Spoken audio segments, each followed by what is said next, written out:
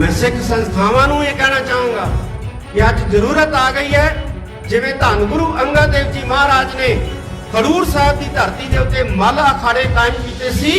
अज गतका अकैडमियां ते गतके अखाड़े जिहड़े ने साडीआं संस्थावां गुरुद्वारा साहिबान के अंदर कायम करन और मॉडर्न जिहड़े ने शस्त्र अभ्यास के केंद्र जिन्होंने शूटिंग रेंजा कहते हैं वो भी कायम कीतियां जान, कोई हर्ज नहीं है। साथ संगत जिहड़े दूसरे लोग है वो लुक छिप के जिहड़े है अपने लोगों को हथियारों की ट्रेनिंग दे रहे हैं, शस्त्रों की ट्रेनिंग दे रहे हैं। असीं लुक छिप के नहीं देंगे, असीं शरेआम देंगे, खुलेआम देंगे। जून 1984 घल्लूघारा दिहाड़ा श्री अकाल तख्त साहिब विखे शहीदां ਨੂੰ ਨਮਿਤ ਅਖੰਡ ਪਾਠ ਦੇ ਭੋਗ ਪਾ ਕੇ ਮਨਾਇਆ ਗਿਆ। ਇਸ ਮੌਕੇ ਕੌਮ ਦੇ ਨਾਂ ਆਪਣੇ ਸੰਦੇਸ਼ ਦੇ ਵੀ ਸ਼੍ਰੀ ਅਕਾਲ ਤਖਤ ਸਾਹਿਬ ਦੇ ਜਥੇਦਾਰ ਗਿਆਨੀ ਹਰਪ੍ਰੀਤ ਸਿੰਘ ਨੇ ਵੱਡੀਆਂ ਗੱਲਾਂ ਆਖੀਆਂ ਹਨ। ਇਸ ਮੌਕੇ ਉਹਨਾਂ ਨਾਲ ਹੀ ਦੁਹਰਾਇਆ ਹੈ ਕਿ ਗੁਰਦੁਆਰਿਆਂ ਵਿੱਚ ਗੱਤਕਾ ਅਖਾੜੇ ਸਥਾਪਿਤ ਕੀਤੇ ਜਾਣ, ਸ਼ੂਟਿੰਗ ਰੇਂਜ ਸਥਾਪਿਤ ਕੀਤੀ ਜਾਵੇ ਅਤੇ ਆਧੁਨਿਕ ਹਥਿਆਰਾਂ ਦੀ ਸਿਖਲਾਈ ਵੀ ਦਿੱਤੀ ਜਾਵੇ। ਉਹਨਾਂ ਸਮੁੱਚੀ ਕੌਮ ਨੂੰ ਇਕਜੁੱਟ ਹੋਣ ਦਾ ਸੱਦਾ ਵੀ ਦਿੱਤਾ ਹੈ। सब तो पहला फतेह प्रवान करो। वाहिगुरु जी का खालसा, वाहिगुरु जी की फतेह। अज असी सारे उन्हां महान योधियां सूरबीरां नूं याद करन वास्ते इकट्ठे होए हां, जिन्हां ने जून 1984 दे विच भारती फौज दा डट के मुकाबला करदियां शहादतां दे जाम पीते। बहुत ही सूरबीर महान योधे संत जरनैल सिंह जी पिंडरांवाले महापुरख, अमर शहीद भाई साहब भाई अमरीक सिंह जी, बाबा ठारा सिंह जी और बहुत ही सूझवान नीतिवान जरनल भाई सुबेग सिंह जी। इन्हां तो अलावा अज दे दिन जून 1984 दे विच इस अस्थान दे उत्ते भारती स्टेट दे नाल लड़दिआं बेअंत सिखां ने शहीदी दित्ती है, जिहदे विच बीबियां भी सन, बजुर्ग भी सन, बच्चे भी सन, नौजवान भी सन और असीं उन्हां शहीदां नूं याद करन वास्ते अज इकट्ठे होए हां। जिस वक्त भारत 1947 दे विच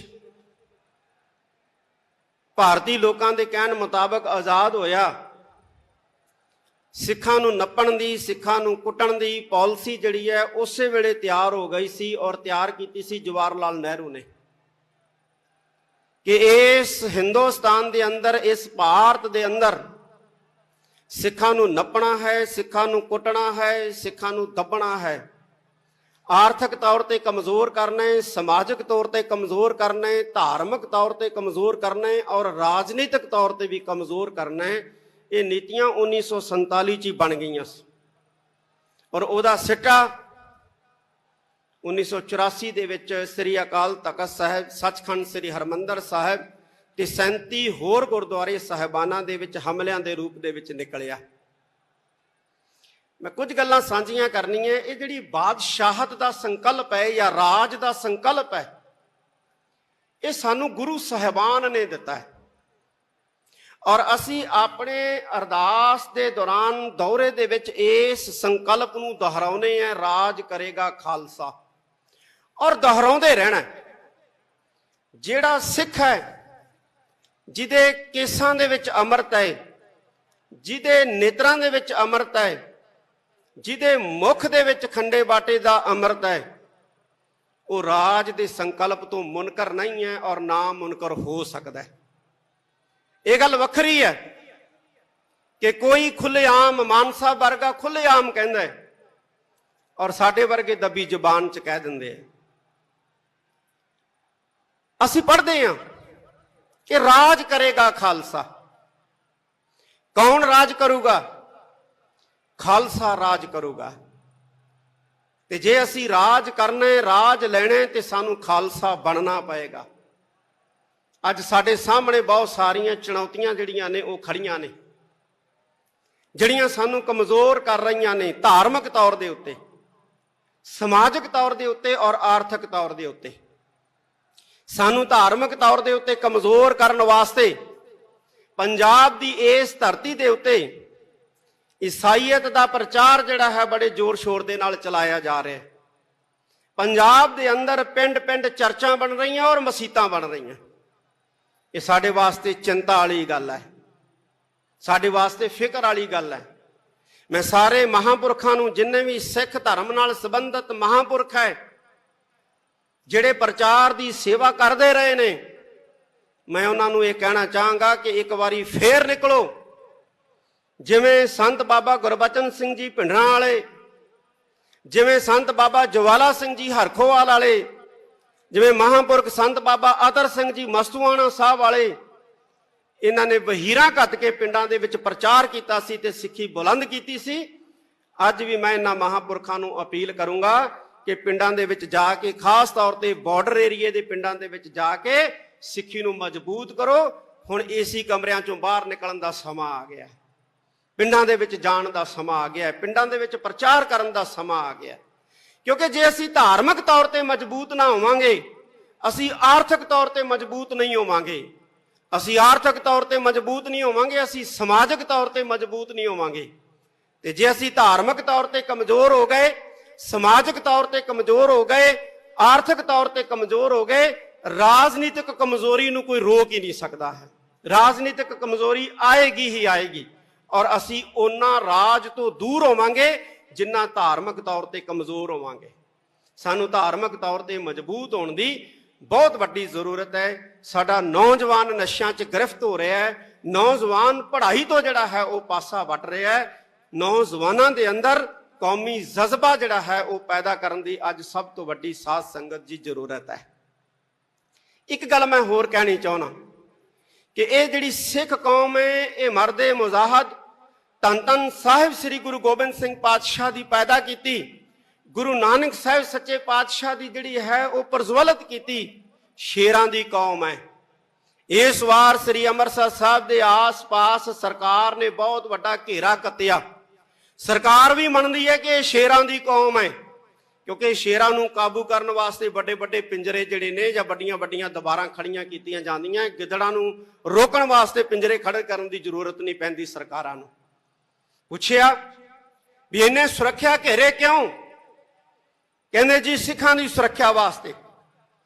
और सिखां नूं सुरक्षा की लोड़ नहीं है, शेरां नूं सुरक्षा की लोड़ नहीं है। हाँ, शेरां तो सुरक्षा की लोड़ है, ते तुसीं शेरां तो सुरक्षित करने वास्ते ये जिहड़े सुरक्षा दस्ते या सुरक्षा दीवारां जिहड़ियां ने बनाईयां ने, ये सानूं दिस रहीआं ने। ते शेर जिहड़ा है, जिहड़ा गुरु गोबिंद सिंह महाराज दा पैदा कीता खालसा है, वो किसी ते नहक्का हमला नहीं करता, किसी ते बेवजह जिहड़ा है अपना पंजा नहीं मारदा, बेवजह जिहड़ा है वो किसी वाल दहाड़दा नहीं है।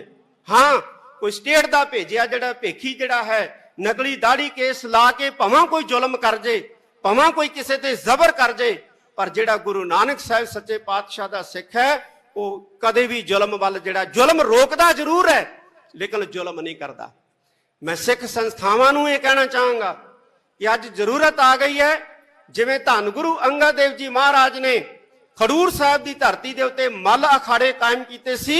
अज गतका अकैडमियां ते गतके अखाड़े जिहड़े ने साडीआं संस्थावां गुरुद्वारा साहिबान के अंदर कायम करन, और मॉडर्न जिहड़े ने शस्त्र अभ्यास के केंद्र जिन्हों शूटिंग रेंजां कहंदे ने वो भी कायम कीतियां जाण, कोई हरज नहीं है। साध संगत जी, जिहड़े दूसरे लोग है वो लुक छिप के जिहड़े है अपने लोगों को हथियारां की ट्रेनिंग दे रहे हैं, शस्त्रां की ट्रेनिंग दे रहे हैं।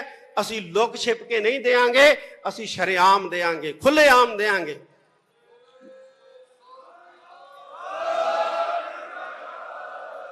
अज वक्त आ गया, असी इकट्ठे होइए, असी अपने नौजवानों नूं नशियां तो बचा के शस्त्र अभ्यास वाले पासे लाइए, बाणी दे अध्ययन वाले पासे लाइए, और विद्या दे लई उन्हां नूं इन्ना प्रवीण कर दईए कि साडे सिख नौजवान जिहड़े मुल्क दे विच भी जाण, यहूदियां वांगू उन्हां दी इकोनॉमी नूं जिहड़ा है वो काबू कर लैण।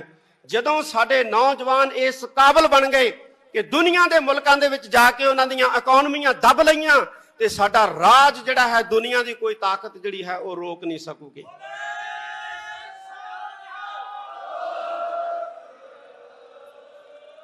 सचखंड श्री हरमंदर साहब, श्री दरबार साहब, श्री अकाल तख्त साहब ते जिन्हें भी हमला किया वो बर्बाद होया है।